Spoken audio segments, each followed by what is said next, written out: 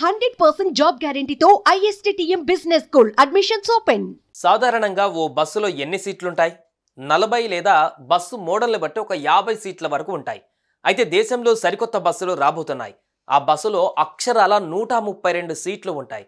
విమానంలో ఉన్నట్లే bus hostess కూడా ఉంటారు. ఫుడ్ పెడతారు, టీ, స్నాక్స్ కూడా ఇస్తారు.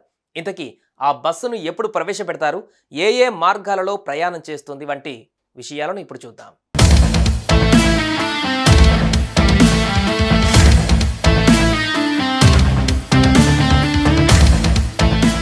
భారతదేశంలో కాలుష్యం అనేది అతిపెద్ద సమస్యగా మారింది.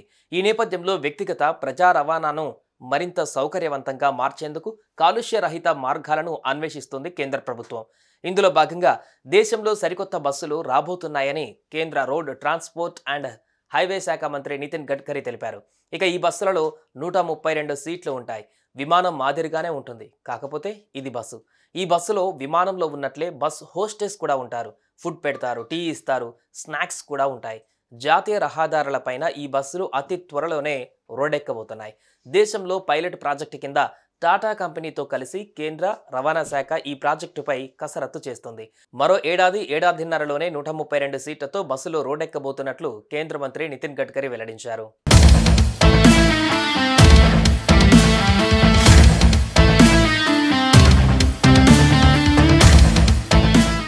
భారతదేశంలో కాలుష్యం తగ్గించడానికి పలు రకాలుగా రవాణా వ్యవస్థలో మార్పులు తీసుకొస్తున్నారు.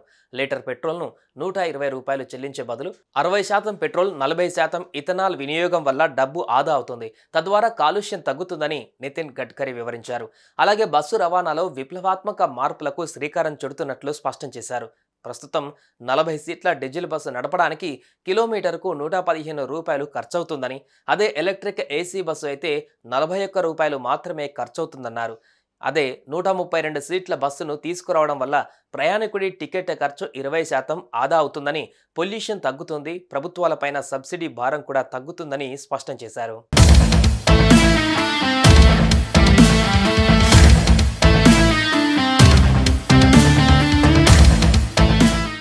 విమానం మాదిరిగానే ఈ 132 సీట్ల బస్సు ఉంటుంది. ఇందులో బస్ హోస్టెస్, ఫుడ్ అన్నీ ఉంటాయి.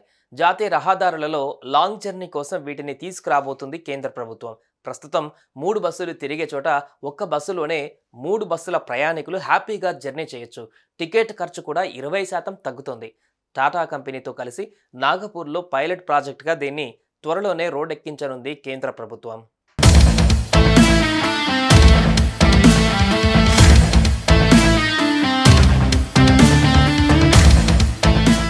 సుమన్ టీవీలో మీ పర్సనల్ అండ్ బిజినెస్ ప్రమోషన్స్ కోసం కింది నెంబర్కి కాంటాక్ట్ చేయండి.